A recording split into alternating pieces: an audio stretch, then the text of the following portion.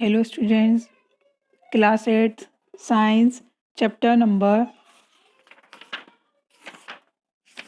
6 combustion and flame. Now topic is flame. Observe an LPG flame. Can you tell the color of the flame? What is the color of a candle flame? जब भी आपने कभी देखा होगा कि LPG flame कैसे जलती है और उसका कलर क्या है, और जब भी एक कैंडल जलती है उसका फ्लेम क्या होता है, तो ये एक्टिविटी आपने कभी की हो। जैसे आप इस डायग्राम में देख सकते हैं, एक एलपीजी गैस जल रही है तो उसकी फ्लेम, और एक कैंडल जल रही है उसका कलर कैसा है। ये एक्टिविटी हम करके देख सकते हैं अपने घरों में। Flame of kerosene lamp, candle and Bunsen burner, ये भी एक्टिविटी हम करके देख सकते हैं कि ये फ्लेम कैसे जल रही है। और इनको हम अलग अलग एग्जाम्पल प्रैक्टिकल के थ्रू ऑब्जर्व कर सकते हैं कि इनकी जो फ्लेम है, इनकी जो लो है, वो कैसे चेंज हो रही है, इनके कलर चेंज क्यों होते हैं। इसको हम पढ़ रहे हैं। Structure of a flame. Light a candle, एक कैंडल जलाएं। Hold a 4-5 centimeter long thin glass tube with a pair of tongs and introduce is one and in the dark zone of a non flickering candle flame. Bring a lighted matchstick near the other end of the glass tube. Do you see a flame caught at this end of the glass tube after a while? If so, what is it that produce a flame? Notice that the wax near the heated wick melts quickly. The substance which vaporizes during burning gives flame. For example, kerosene, oil and molten wax rise through the wick and are vaporized during burning and form flames.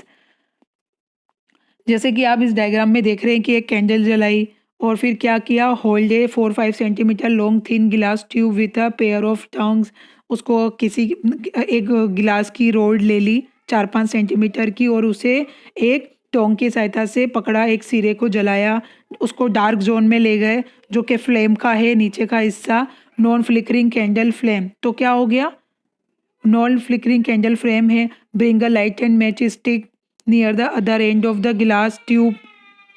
जो glass tube के दूसरी तरफ हम क्या कर रहे हैं, एक मैच स्टिक को ले गए। फिर क्या होता है, do you see a flame caught at this end of the glass. तो क्या हो गया कि जो फ्लेम है वो क्या कर रही है, glass, do you see a flame caught, कि फ्लेम ने पकड़ा at this the end of the glass tube after a while, थोड़ी देर के बाद वो जलने लग जाता है। If you, what is that produce a flame, notice that the wax near the heated wick melts quickly, कि जो भी जो वैक्स है नियर द हीटेड, गरम जहाँ से वैक्स पास में है, जहाँ पे वो जल रहा है, तो विक मेल्ट्स क्विकली, वो पिघलने लग जाती है।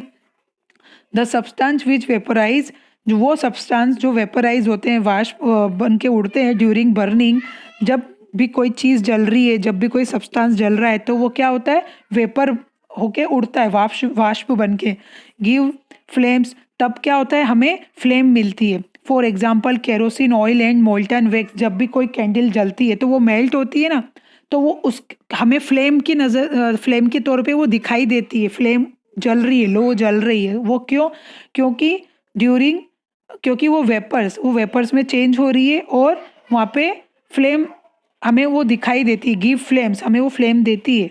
जैसे केरोसिन ऑयल है, मोल्टन वैक्स है, rise through the wick and are vaporise during burning and form flame.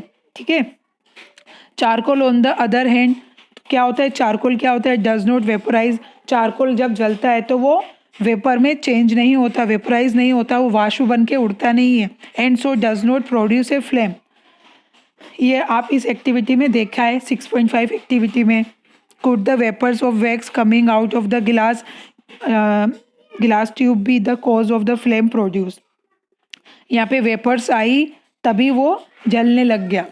और अब इस फिगर में भी देखें, when the candle flame is steady, जब हम इस डायग्राम में देख रहे हैं 6.11 डायग्राम में देखें कि जब किसी भी कैंडल फ्लेम को एक उसके ऊपर ग्लास प्लेट रख दी, बिना हिलाए हम उसको जला रहे हैं, तो जो ल्यूमिनियस जोन है, जो जलने वाली जोन है, ल्यूमिनियस जोन क्या होता है, मिडिल ऑफ द फ्लेम, जो फ्लेम का बीच का हिस्सा होता है ना, उसको ल्यूमिनस फ्लेम कहते हैं, जोन कहते हैं। तो वहाँ तक हम ले जाते हैं, तो क्या करते हैं, hold it there with a pair of tongs, उसको किसी टंग्स की सहायता से पकड़ो, टोंग की सहायता से 10 सेकंड तक के लिए। फिर हमने उसको हटा दिया तो हम क्या करते हैं, उस पर ग्लास की जो प्लेट थी उस पर क्या हो गया, एक सर्कुलर ब्लैक किश रिंग हो गई, एक काला काला धब्बा आ गया, रिंग आ गई। और क्या वो क्या कर रहे हैं, हमें दिखाई दे रहा है, it indicates the position of unburned carbon particles present in the luminous zone of the flame.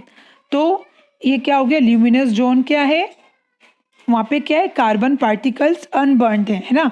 Hold a thin long copper wire, आप एक लॉन्ग थिन सेकंड डायग्राम में देखें, hold a thin long copper wire just inside the non luminous zone of flame for about 30 seconds तक उसको पकड़ के रखें और नोटिस करें कि क्या हो रहा है। इसमें क्या हो रहा है कि जो पोर्शन है of copper wire just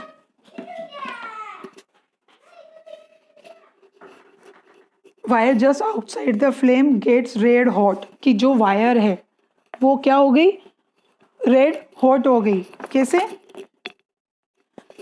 notice that the portion of the copper wire just outside the flame, जो फ्लेम के आउटसाइड पे था, फ्लेम गेट्स, और जो फ्लेम है वो ऊपर का जो हिस्सा है, हमने ऊपर वाले हिस्से पे जलाया, लेकिन जो प्रोसेस पहले वाले डायग्राम में हमने क्या किया, जो हमने गिलास की प्लेट ली थी ना, कांच की प्लेट, उसको हमने ल्यूमिनियस जोन पे जलाया था, जो बीच का हिस्सा था फ्लेम का, और इसको हम टॉप के पोर्शन पे जला रहे हैं कॉपर वायर को, non luminous zone of flame for about 30 seconds, जो नॉन ल्यूमिनस जोन है। अब हम कॉपर वायर को वहाँ पर रख के गर्म कर रहे हैं। तो notice that the portion of the copper wire just outside the flame gets red, तो फ्लेम क्या हो गई, रेड कलर में चेंज हो जाती है। Does it indicate that the non luminous zone of the flame has a high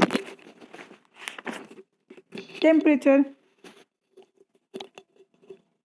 in fact this part of, आप इस डायग्राम में भी देखें, in fact this part of the flame is the hottest part, जो होता है आउटर जोन, जो बाहर का जोन है वो सबसे हॉटेस्ट पार्ट होता है फ्लेम का। ठीक है, आप इस डायग्राम में देख सकते हैं कि कौन सा पार्ट कितना हॉट है, मिडिल जोन कैसा है और आउटर जोन कैसा है, और जो पूरा इस वैक्स कैंडल का देखें कि वो डिफरेंट जोन है ऑफ कैंडल फ्लेम के।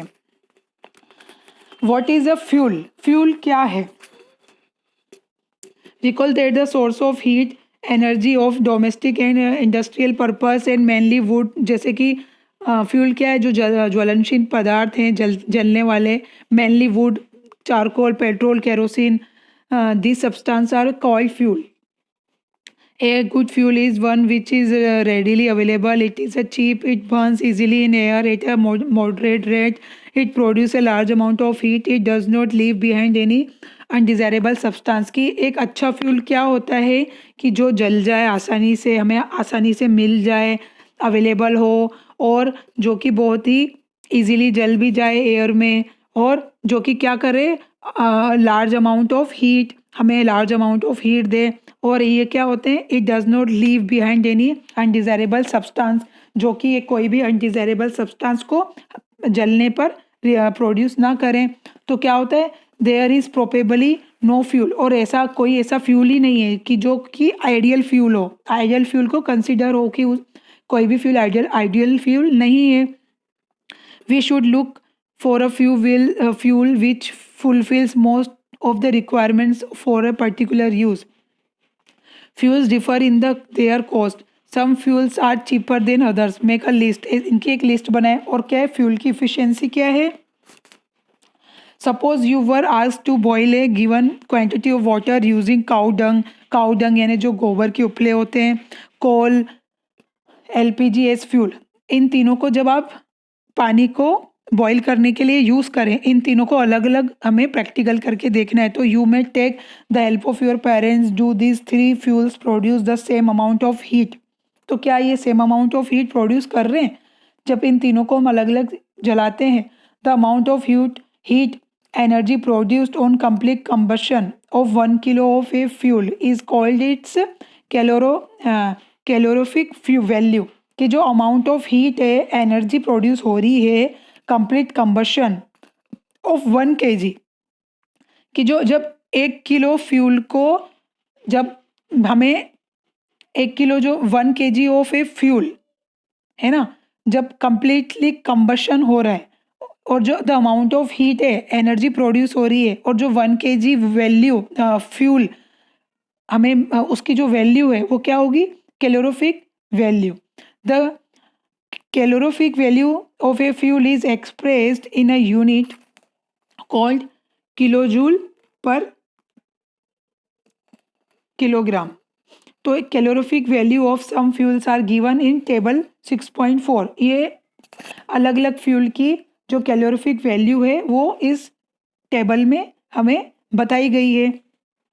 Burning of fuels leads to harmful products, कि जब फ्यूल्स जलते हैं तो क्या होता है, हार्मफुल प्रोडक्ट्स वो प्रोड्यूस करते हैं। The increase fuel consumption has harmful effects, कि इनके क्या क्या हार्मफुल इफेक्ट्स है, इन्वायरमेंट पे क्या होता है इनका दुष्प्रभाव।